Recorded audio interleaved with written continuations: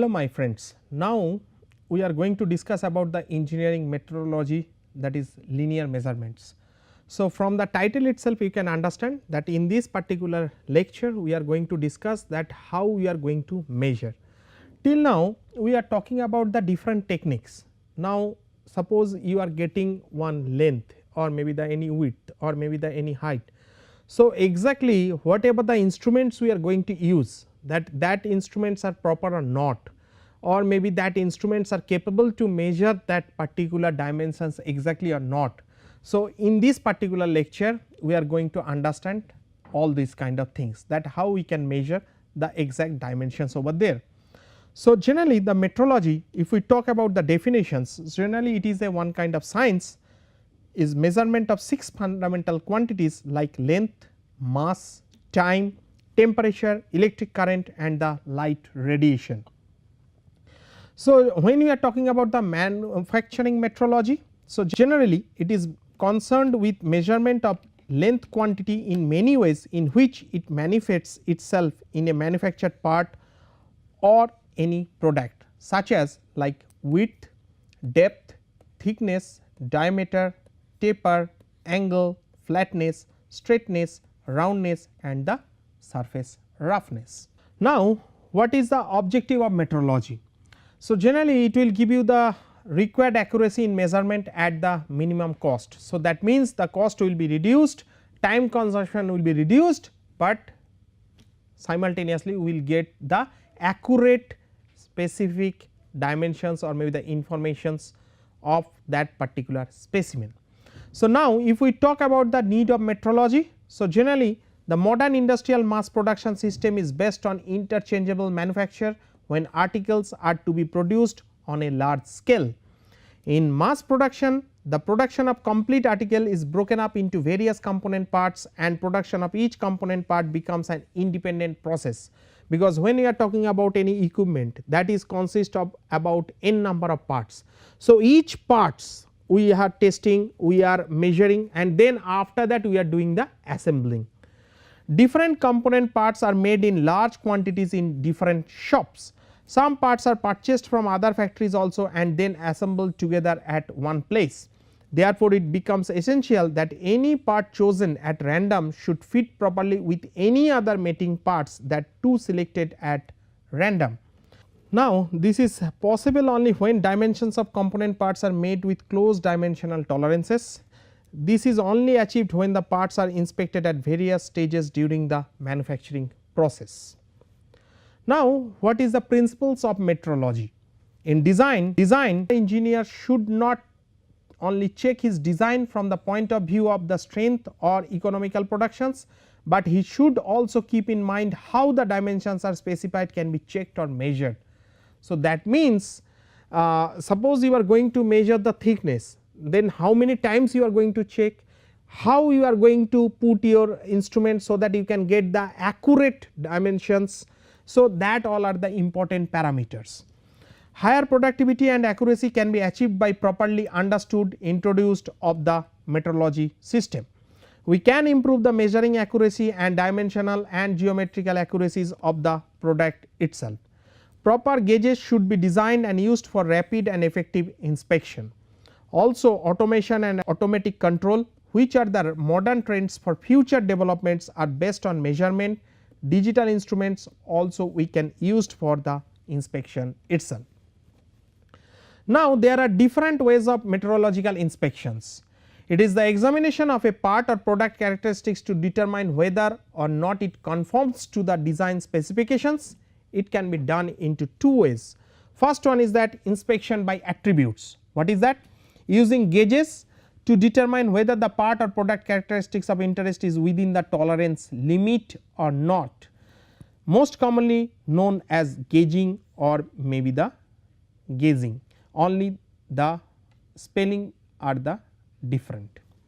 Results can be yes or no, acceptable or not, go or not go, good or bad. Quick, less expensive and less informative, simple and requires use of unskilled labor. Now, second one is that inspection by variables. part or product characteristics of interest is measured numerically by means of a calibrated instrument. Measurement is generally accepted industrial term for inspection by variables, gives the numerical value of the inspected characteristics, slow, costly and more informative, complex and requires use of the skilled labor. Now, what is the characteristics of a measuring instrument? So, generally the various specific terms which describe the characteristics and quality of measuring instruments are, first one is the accuracy and precision. I will come one by one slowly. Second is called the resolution or sensitivity, that means the least count. Third one is the calibration. Fourth one is the speed of response. Fifth is the stability. Sixth is the operating range, and seventh is nothing but the reliability. So, first accuracy versus precision. Okay. So, accuracy, degree to which the measured value agrees with true value of the quantity. Precision, degree of repeatability of the measurement process. Accuracy, a measurement procedure is accurate when systematic errors are absent. Precision is a measurement process in precise when random errors in the measurement are minimized. Accuracy is the systematic errors are positive or negative deviations from the true value that are consistent from one measurement to the next. Precision, human contributed to random errors like variations in the setup, imprecise reading of the scale, round up approximations. Non-human like change in temperature, gradual wear of the working element of the device, misalignment of working element of the device. Accuracy of the one instrument is maintained by proper and regular calibrations, while precision of an instrument is achieved by selecting the proper and regular calibration technology for the specimen itself. Now, from this particular image you can easily understand that what is the difference between the accuracy and precision and what are the similarities. When we are, this is a bullseye, and when we are putting the bullet in a particular area within this circle, so we are calling it as a high accuracy and the high precision. Then in this particular case also we are not actually putting in the center itself, we are putting somewhere else, but all the bullets are together. So, in this case it is the low accuracy, but the high precision, because repeated values are very nearby. When you are talking about the high accuracy and low precision, so in that particular case you can see all our bullets are onto the same line or maybe the same path, but they are not into the regular interval or maybe in very close proximity, and this one is the random. So, that means it is the low accuracy and the low precision. Now, determination of the right level of precision. Rule of 10 is often used to determine the right level of precision. Rule of 10 or gauge capability, like gauge maker's rule. An instrument or gauge should be 10 times more precise than the tolerance to be measured. The rule applies to all stages in the inspection sequence. Example, a company manufactures ballpoint pens with a ball outer diameter of 0.35 millimeter and acceptable ball ranges from 0.34 to 0.36 millimeter. That means that is the tolerance within the tolerance limit. So, 0.35 plus minus 0.01. Process tolerance is here is the 0.02 millimeter. Using the rules of tens, that is 10% of the process tolerance, that is 0.002 millimeter. This means our gauge must be able to detect a difference of at least 0.002 millimeter between the balls itself. Now, come to the resolution or sensitivity or maybe the least count. The smallest unit of scale or the smallest variations of the variable that can be detected. Calibration, procedure of checking a measuring instrument against a known standard. So, suppose 1 kg. So, now every shop when we are going, we are measuring our belongings like 1 kg, but how to know that whether that is exactly 1 kg or maybe the 950 gram or maybe 1 kg 100 gram. So, the thing is that there is already one standard has been kept in somewhere else, and that is the standard one, and we are doing the calibration of our wind scale with respect to that standard one. Adjusting or setting an instrument to give readings that are accurate within a reference standard. Calibration should be quick and uncomplicated. Now, speed of response, how long the instrument takes to measure the variables.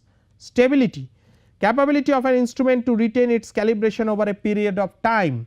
As devices become more accurate, they often lose stability and become more sensitive to small changes in temperature and humidity.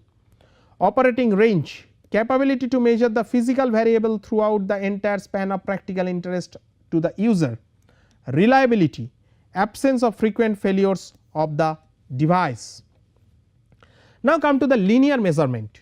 Linear measurement applies to measurement of lengths, diameters, heights and thickness, including external and the internal measurements. So, generally the linear measurement instruments are having of series of accurately spaced, painted or marked lines on them. These instruments can be categorized as non-precision measuring instruments, precision measuring instruments, electrical measuring devices. Non-precision measuring instruments, these instruments are limited to the measurements or parts to a visible line graduations on the instrument used. They are used where high measurement accuracy is not required, like rules, calipers, dividers, depth gauge and the telescopic gauge. If we talk about the rules, so simple and the most common measuring instrument in inspection, rules must be graduated uniformly throughout its length. So, these all are the examples. These are rules that have got some attachment and special features with them to make their use more versatile. They must be made in folded form so that they can be kept in pockets. Degree of accuracy when measurements are made by a rule depends upon quality of rule and skill of the users in estimating part of a millimeter. So, now our rules should be capable to measure the dimensions within its range. Here is some kind of retractable flexible rules generally we are using. So, simple we are taking it out and then if we are removing the pressure, then automatically it will go inside. Precautions, keep the rule at a right angle to the object, read the measurement from directly above the rule itself. So, simple from the top itself we are going to measure. Wherever there are several measurements to be made along a straight line, the rule should not be raised until all are made, for with each placing of the rule errors are likely to occur. Now, come to the calipers. They are used for measurement of parts which cannot be measured directly with the scale, generally used as accessories to scales and consist of two legs hinged at top and the ends of leg span part to be inspected. This span is maintained and transferred to the scale. Calipers are two types, that means they are not the direct measuring tool, they are the indirect measuring tool. So, one is called the spring type calipers, another one is called the farm joint type calipers. So, what is spring type calipers? Two legs are attached with springs in this type of calipers. So, these all are the examples. So, these all are the springs over there and this is the adjustable screw. Working ends of each leg of a spring caliper should be identical in shape and have contact points equally distant from the fulcrum. Cross section of the legs is either rectangular or circular in shape. Calipers are adjusted to set dimensions by means of either knurled solid nut or a knurled quick action release nut operating in a finely threaded adjusting screw. These all are the thing. Top portions of the legs are located in a flanged fulcrum roller and held in position by a spring in order to maintain the alignment of the working ends. Spring provides sufficient tension to hold the legs rigid at all points of the adjustment. Separate washer under the nut minimizes the friction between the adjusting nut and the legs itself. So, from this particular image we can get the whole thing about the spring type calipers. Now, types of spring type calipers. So, there are two types, one is called the outside spring calipers. So, like this way. So, we are measuring it from the outside itself, we cannot measure the inside diameter. It is designed to measure the outside dimensions. For accurate settings, the distance between the outside calipers may be set by slip gauges or by micrometer anvils. Now, inside spring calipers, say suppose we are having the pipe, we are going to measure its internal diameter, that time we are using this kind of calipers. They are designed to measure the inside dimensions, and inside spring calipers is exactly similar to an outside caliper with its legs bent outward like this. They are used for comparing or measuring hole diameters, distance between shoulders or other parallel surface of any dimensions. Firm joint type calipers, they work on the friction created at the junction of the legs. The two legs are identical in shape with the contact points equally distant from the fulcrum and are joined together by a rivet itself. So, this is the rivet. The component parts of the caliper should be free from seams, cracks and must have smooth bright finish. Firm joint calipers are of the following types: outside firm joint caliper, inside firm joint caliper, transfer caliper and the hermaphrodite caliper. Outside firm joint caliper, unlike spring type outside calipers, it does not have any spring. The construction is quite simple with two identical legs held firmly by the fulcrum. Inside firm joint calipers are most similar to inside spring joint caliper, with the exception that it does not have any spring to hold the legs. So, by riveting and two plates, they are creating the friction in between them and we are measuring it. So, this is the inside one and this is the outside one. Next one is called the transfer calipers. These are used for measuring recessed areas from which the legs of calipers cannot be removed directly, but must be collapsed after the dimensions has been measured. Therefore, an auxiliary arm is provided with two legs, so that it can preserve the original setting after the legs are collapsed. Nut is first locked and the caliper opened or closed against the work. The nut is then loosened and the leg is swung to clear the obstruction, leaving the auxiliary arm in position. Leg can be moved back to the auxiliary leg where it will show the size previously measured. So, simple, the thing is that by this way you can hold the previous data also. Next is that hermaphrodite caliper.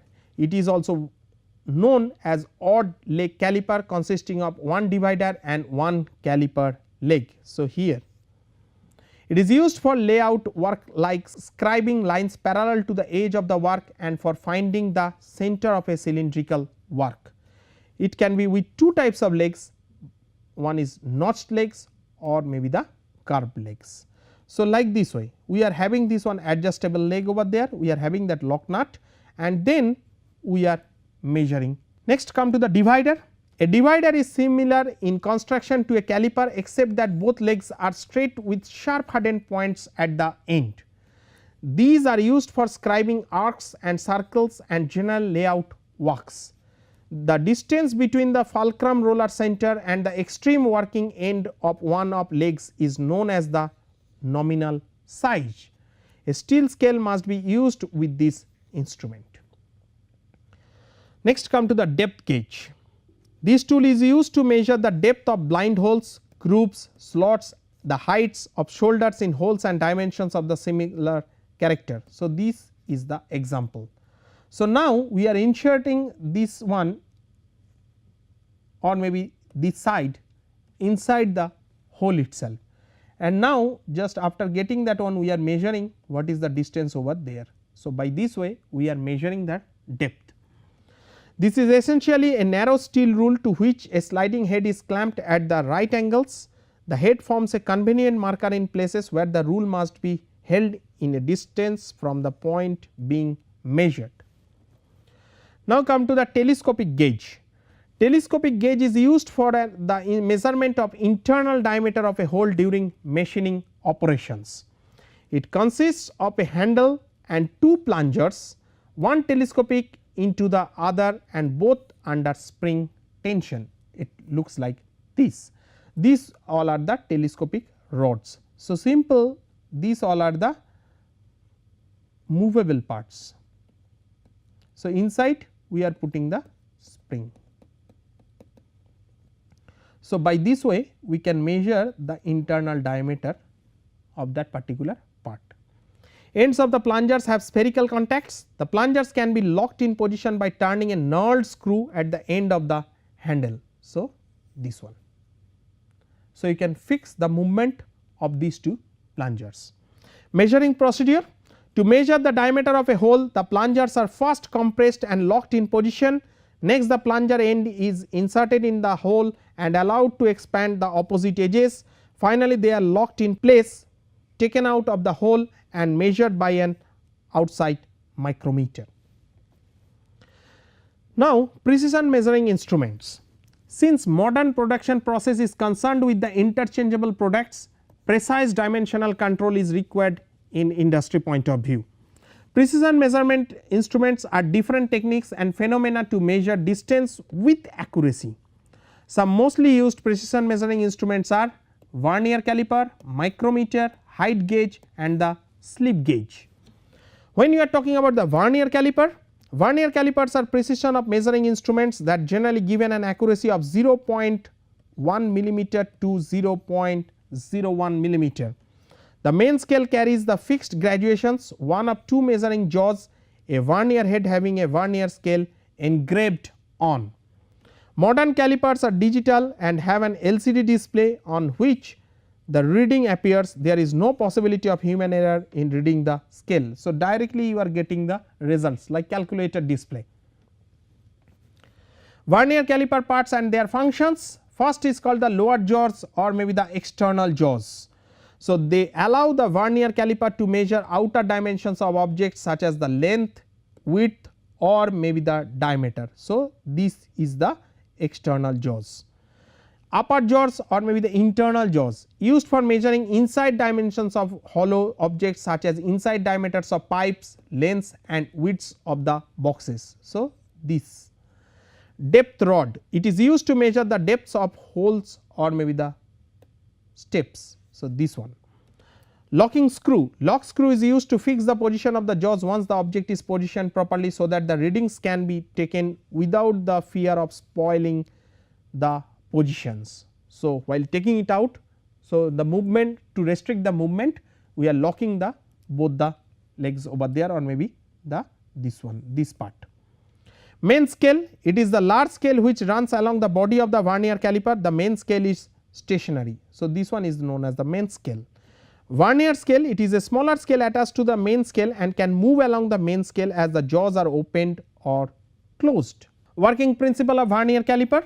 Principle: when two scales or divisions slightly different in size are used, the difference between them can be utilized to enhance the accuracy of measurement. Example to understand the working principle of a vernier caliper: consider that the vernier scale has got 20 divisions which equals to the 19 divisions of the main scale. One smallest divisions of the vernier scale less than smallest division of the main scale. This difference between one main scale divisions and one vernier scale divisions is called the Vernier constant for that particular vernier caliper. When VC is multiplied with the smallest unit of the main scale, it gives the least count of that particular vernier. Now, as considered, 20 vernier scale divisions is equal to 19 main scale divisions, as I already told. So, one vernier scale divisions is equal to 19 by 20 main scale divisions. Now, vernier constant is equal to 1 MSD minus 1 VSD, 1 MSD and VSD is this one. So, you are putting and then after subtracting you are getting 1 by 20 MSD. Now, if the smallest unit of the main scale be 1 millimeter, the least count of the vernier scale LC is equal to VC into 1 smallest unit of the main scale, that means 1 by 20 into 1 millimeter, that is the 0.05 millimeter, that is the least count of that vernier caliper. How to read a vernier caliper? To read a measurement from a vernier caliper, first the main scale reading up to the 0 of the vernier scale is noted down. It will give accuracy up to the smallest divisions of the main scale. Next, read the graduations or vernier coinciding divisions, where two graduation lines on main and vernier scale perfectly match over there. So, in this particular case you see this is perfectly matching. Now, the final reading is obtained as final reading is equal to MSR plus VCT into LC. So, in this particular case for the given Vernier caliper least count is 0.02 millimeter, that we have already measured. The final reading is what is that 10, 11, 12, 13. So, 13 plus 21 into 0.02, that is 13.42 millimeter. Now, come to the micrometers, most widely used precision instruments, primarily used to measure external dimensions like dimensions of shafts, thickness of parts etc., to an accuracy of 0.01 millimeter. Parts and their functions, first one is called the anvil, small stationary cylindrical part of micrometer located in far end of a C frame. So, this is known as the anvil, this in acts as one holding point for measuring objects, and this is the stationary part. Now, come to the spindle, cylindrical long part which is mounted through all other parts, sleeves, lock nut and thimble. It is movable part and has a connection with ratchet. As we rotate the ratchet clockwise or maybe the counterclockwise, the spindle slides out or maybe the inward to adjust it with compared to measuring the object size. So, now we have to rotate it into the clockwise direction. So, automatically it will come closer, and if we do the anti-clockwise rotation, so it will go into the outward direction.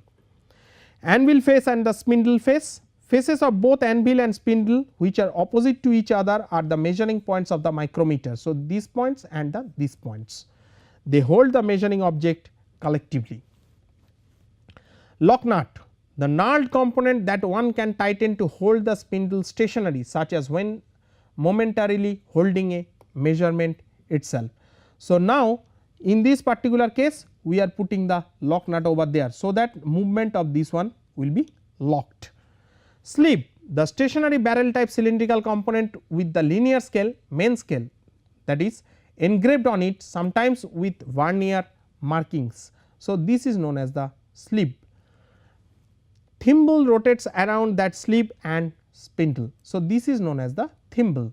So, this is rotating on top of this one. Thimble, thimble is also mounted on spindle and a scale is engraved around its perimeter, means circular scale. So, this one we are talking about this scale. Scale of thimble is to show the measurement value in fraction. Next, come to the ratchet. It is a knurled thumb grip to rotate the spindle into desired directions for measuring the process. So, this one is the case. It is provided with ratchet actions to avoid over tightening of micrometer across the measuring object, otherwise it will hurt your specimen, and also ensures equal pressure force of each measurement. Now, working principle of the micrometer. Micrometer works on the principle of screw and nut to amplify the small distances. The amount of rotation of an accurately made screw can be directly and precisely correlated to a certain amount of axial movement and vice versa through the constant known as the screw lead or maybe the pitch. A screw lead or pitch is the distance it moves forward axially with one complete turn, that is 360 degree rotation. With an appropriate lead and measured diameter of the screw, a given amount of axial movement will be amplified in the resulting circumferential movement. Least count of a micrometer. The linear distance moved by the screw is directly proportional to the rotation given to it.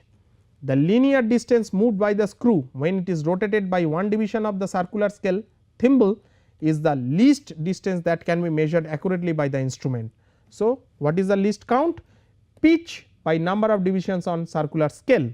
Example, for a micrometer with a pitch of 0.5 millimeter and 50 divisions on the circular scale, least count is 0.5 into 50, that is 0.01 millimeter. This is the smallest length one can measure with this micrometer. So, if you are having any parts which is like 0.001 millimeter, then that time it is not possible, because it can go up to minimum 0.01 millimeter. How to read a micrometer? Taking the linear scale reading, the mark on the linear scale which lies close to the left edge of the circular scale is the linear scale reading. So, here 12.5 millimeter. Taking circular scale reading, the division of circular scale which coincides with the main scale lines in the reading of circular scale. So, this one circular scale reading is 16 over here, that is matching with the main scale. Final reading, total reading, linear scale reading plus circular scale reading into least count. So, in this case least count is 0.01 millimeter, linear scale reading 12.5 millimeter, circular scale reading is 16. So, the final reading is 12.5 plus 16 into 0.01, that is nothing but the 12.66 millimeter. Now, come to the height gauge. This uses the same principle of Vernier caliper and used especially for the measurement of height. It is equipped with a special base block, sliding jaw assembly and a removable clamp. The upper and lower surface of the measuring jaws are parallel to the base, which make possible to measure both over and under surfaces. A scribing attachment in place of measuring jaw can be used for scribing lines at certain distance above the surface itself. Specification of a Vernier height gauge is made by specifying the range of measurement, type of scale required and any particular requirement in regard to the type of Vernier desired. So, you see here we are having a base plate, that means what? Your sample and your gauge should be properly fixed on a parallel surface or maybe the smooth surface. Measurement of height of a cylindric using this height gauge. Now, we are moving this one upward or maybe the downward directions and we are measuring the height of this particular specimen. Next one is called the slip gauges or maybe the gauge block. Slip gauges also known as gauge blocks only the spelling are different. Johansson gauges or maybe the Joe blocks are a system for producing the precision lengths. The individual gauge block is a metal or ceramic block that has been precision ground and lapped to a specific thickness. Gauge blocks come in sets of blocks with a range of standard lengths. In use, the blocks are stacked to make up a desired length. Also used for the verification and graduation of measuring apparatus and for direct measurement of linear dimensions of industrial components. Simple, we are having some standard depth gauge.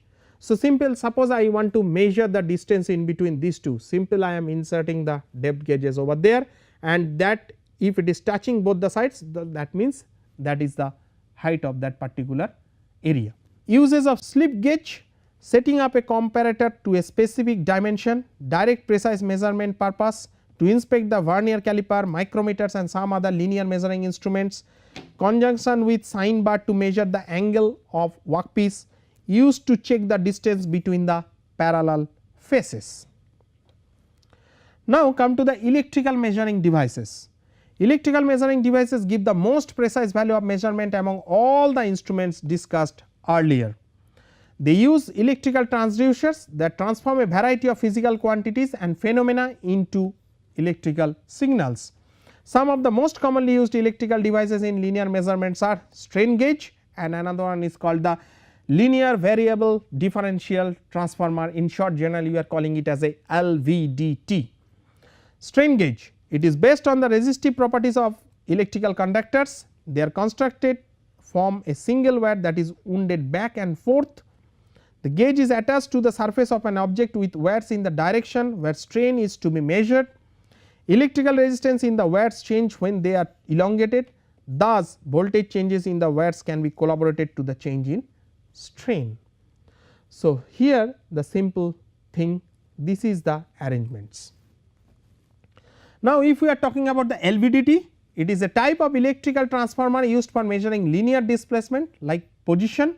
LVDT converts a position or linear displacement from a mechanical references like 0 or null position into a proportional electrical signal containing phase for direction and amplitude for distance information. Construction of the LVDT. LVDT consists of a single primary winding and two secondary windings over there.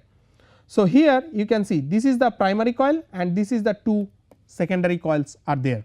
They are wound on a hollow cylindrical bobbin which is non-magnetic and insulating material. The secondary windings have equal number of turns and are identically placed on either side of the primary winding. The primary winding is connected to an alternating current source. A movable soft iron core is placed inside the bobbin itself. This is the construction of the LVDT sensor. Now, working of the LVDT, the displacement to be measured is applied to the arm attached to the soft iron core. Since the primary winding is excited by an alternating current source, it produces an alternating magnetic field which in turn induce alternating current voltages in the two secondary windings. If the magnetic core is displaced, then the value of resultant voltage increases or decreases in proportion with the displacement itself. Resultant differential output across the secondary windings can be measured by the voltmeter itself. So, now this is the case. So, primary windings we are having the secondary windings too, and then we are having that movable core over there. Interpretation of result: phase of the secondary voltage indicates the direction of displacement of core and the magnitude indicates by how much quantity. This is the cutaway view of an LVDT. Now, we have come to the last slide of this particular lecture. So, in summary we can say the study of measurement, generally it is known as the metrology, is a basic requirement in the engineering and in the manufacturing point of view. It has a very crucial role in achieving the modern industrial mass production system based on the interchangeable manufacturing process. In this particular lecture we have discussed about the different types of linear measuring instruments like non-precision, precision, electronic measuring devices, some contact, some non-contact mode have been discussed. Thank you.